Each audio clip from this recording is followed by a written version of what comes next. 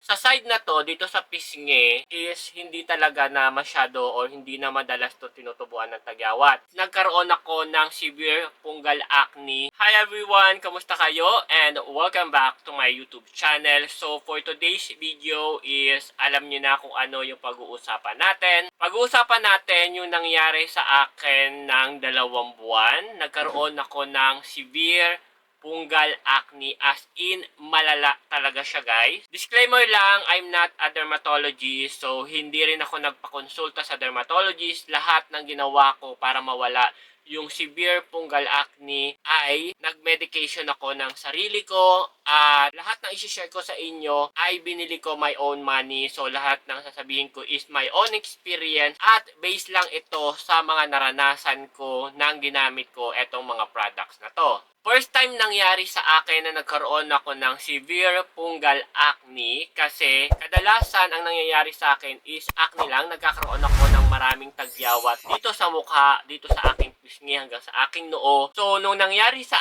akin last month, siguro December hanggang January hanggang pagpasok ng February, almost 2 months mahigit, nagkaroon ako ng severe fungal acne dito sa may part ng jawline. So ipapakita ko dyan sa inyong screen yung kondisyon ng aking jawline nung mga nakaraang buwan. Halos 2 buwan kong tiniis yung ganyang kondisyon, makate, mahapde, at minsan nagtutubig-tubig pa talaga siya. Sinubukan ko yung dati kong ginagamit na tretinoin, hindi siya umubra. Naghanap ako ng ibang alternative hanggang sa nasubukan ko etong Dr. Althea na nakakatulong din ito pang pabawas or pampalesen ng fungal acne. Yun nga lang guys, hindi niya kayang patayin yung root cause ng pagkakaroon ko ng severe fungal acne.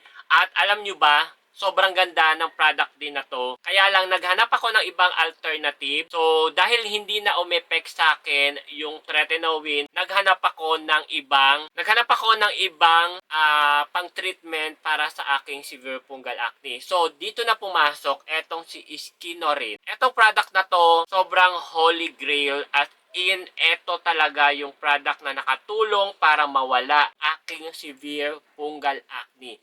At para ipakita sa inyo na effective talaga to guys, kahit hindi pa ubos etong product na to, is bumili uli ako ng 2 box. Ganon siya effective sa akin, at pwede ko din siyang gamitin kahit wala na akong severe fungal acne or tagyawat. Ginagamit ko to 3 times a week or every other day. Hindi siya madalas na ginagamit. At mamaya ipapakita ko sa inyo yung kondisyon ng aking jawline ngayon at i-compare natin siya doon sa dati. Nabili ko pala to sa TikTok shop at ito is nasa 800 to 900 pesos. Ganun siya kamahal guys, kasi ito ay galing pa ng Middle East. At kung mapapansin niyo dito, ayan, meron siyang presyo or may tag price siya na 39.50 dirham. So, kung ita-times nyo siya sa 15 pesos na yata ang dirham ngayon, pumapatak siya ng nasa 500 pesos. So, syempre, kailangan din kumita ni seller, at syempre may bayad din naman to sa shipping. So, kaya umabot siya ng 800 to 900 pesos ang isa. Pero sobrang tipid neto guys, hindi nyo kailangang damihan ng pag-apply neto. Ito, ginamit ko to February pa, at ngayon matatapos na yung March, at meron pa din siya. Tatagal pa to ng 3 weeks dahil nga every other day ako naglalagay, or minsan isang beses nga lang sa isang linggo. Ganun siya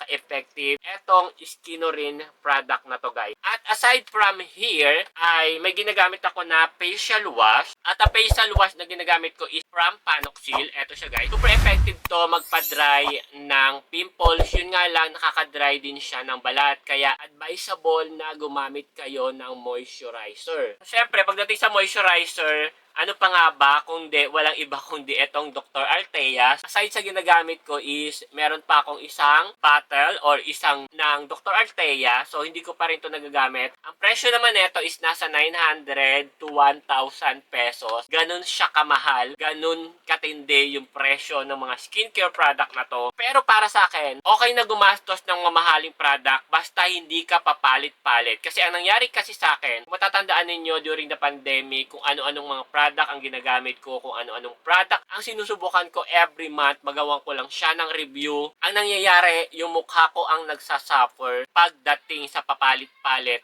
na mga skincare product. So, ngayon, eto na lang talaga yung gagamitin ko na mga skincare product. Dahil dito ako humiyang, dito gumaling yung aking severe acne, yung aking fungal acne, eto na talaga yung gagamitin ko. Pero eto, hindi ko madalas to ginagamit. Siguro, sa gabi ko lang to ginagamit. And then, every other day din ang gamit ko. Kasi may ginagamit akong facial wash. Ito yung salicylic acid. Ayan, made in Korea. Ito yung everyday na facial wash na ginagamit ko. Murang-mura lang to. And then, ayan, ipapakita ko na sa inyo yung, wait lang, bago ko pala ipakita yung aking jawline ngayon is, eto, gumamit din ako ng Panoxyl na Adapalene Gel. At eto, sobrang mahal din ito. 15 grams, nasa 999 pesos. Pero meron ako nahanap na alternative na adapt. So, ito naman siya from different Adapalene. Nasa 700 or 800 pesos ang isa neto. Same siya ng formula neto. Kaya lang ito kasi is 30 grams. Marami ang laman neto kung i-compare nyo dito. So, ayan. Nasabi ko na sa inyo yung mga skincare product na ginagamit ko. Ngayon, dumako na tayo sa ating jawline. So, ito na yung bagong kondisyon ng aking jawline. So, kung mapapansin nyo dyan, medyo may konti na lang siya na parang redness dito. Wala na yung dati talaga na talagang sobrang lala niyan dito as in namamaga talaga siya. Ayan. Kahit dito sa kabila, wala na rin masyado. Ayan. Yan na lang siya guys. So, nasa healing process pa rin ako. Talagang continuous pa rin yung paggamit ko ng mga products na yon hanggang siya ay mawala at konti na lang yung tutubo na tagyawat. So, sa side na to, dito sa pisngi is hindi talaga na masyado or hindi na madalas to tinutubuan ng tagyawat. Dito na lang siya kasi nga meron ako ditong balbas or meron siyang buhok. Kaya kung mapapansin ninyo, meron siyang mga pula-pula dito. Yan yung mga tinutubuan ng tagyawat or minsan nabubunot ng hindi sinasadya o hindi inaasahan. Balbas ko dyan ng paisa-isa kaya siya nagkakaroon ng tagyawat at nagkakaroon ng pamumula. But overall, maganda yung impact, maganda yung products na nagagamit ko ngayon at ipagkukontinue ko pa rin siya o ipagpapatuloy ko yung paggamit na itong mga products na to. Kaya naman ang suggest ko sa inyo guys, kung merong mga product na humiyang sa inyo, wag na kayo magpapalit-palit ng mga product. So, doon sa mga nagki-claim na ito is pampaglass skin, Korean glass skin. So, guys, wala or hindi totoo ang Korean glass skin, okay?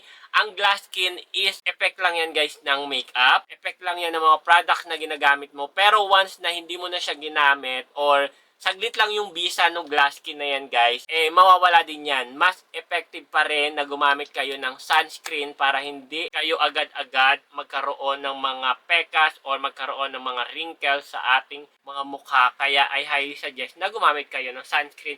At kung nakaka-experience kayo ng kagaya ko na severe fungal acne, I highly suggest subukan nyo etong mga products na to. Yun lang talaga guys, sobrang mahal niya. Pero worth it. Super worth it yung paggamit nyo neto kasi makikita nyo kagad yung resulta within 3 days. Okay? So within 3 days makikita ninyo kagad yung resulta. Talagang magdadry talaga kagad yung tagyawat ninyo. Again, bago kayo gumamit neto, kung may doubt kayo sa sarili ninyo, is magpakonsulta kayo sa dermatologist bago kayo gumamit neto. Pero kasi sa akin is hindi na ako nagpakonsulta, talagang self-medication na yung ginawa ko kasi alam nyo naman, mulat sa pulpa lang na nag-vlog ako, gumamit ako ng mga skincare product, is hindi talaga ako nagpakonsult sa dermatologist. Talagang self-medication yung pinaggagawa ko sa sarili ko. So yun lang guys, i-update ko na lang uli kayo sa mga susunod na video. Update ko kayo kung ano pa yung mga pwede kong isuggest sa inyo ng mga skincare product na medyo mura-mura na nagamit ko na rin siya before. Pero sa ngayon, ito na muna talaga yung gagamitin ko. Wala na akong ibang gagamitin. At kahit pumunta kayo sa TikTok shop ko, hindi ako masyado nagpo-promote ng mga skincare product hanggat hindi ko siya nasusubukan. So, yun lang guys. Maraming salamat. At bago ko tapusin ang video na to, kung hindi ka pa nakasubscribe, please subscribe sa aking YouTube channel. I-click yung katabing bell notification and magkita-kita ulit tayo sa ating magkita-kita ulit tayo sa ating susunod na vlog and see you on the next vlog. Bye guys!